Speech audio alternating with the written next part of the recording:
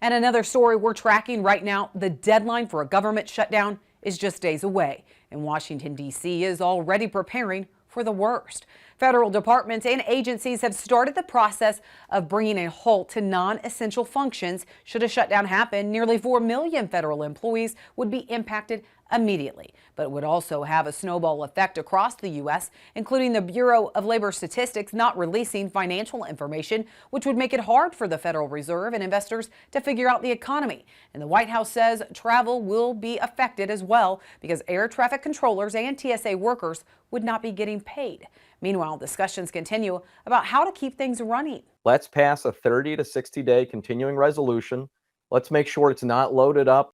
You can't keep spending $7 trillion when you're only taking in $5 trillion. That just doesn't work. Congress has until Saturday to make a deal to keep the government funded. The leaders of the bipartisan House Problem Solvers Caucus say, quote, all options are on the table, end quote, to force a vote on a plan to keep the government funded through January 11th.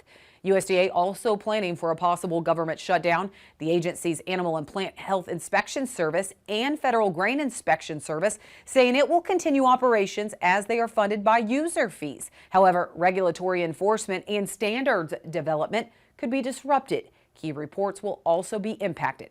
NASS telling Farm Journal Washington analyst Jim Wiesmeyer that phone surveys for the October 12th crop production report are scheduled to run this Friday through next Wednesday. And unless a deal is reached by then, NASS will ask enumerators to make as many contacts as possible ahead of Friday.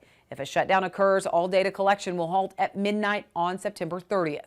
Whether NASS can release the report as scheduled all depends on how long a shutdown lasts. The most recent partial government shutdown affected USDA loans and grants for rural communities, paused funding for food banks, and even closed thousands of Farm Service Agency county offices.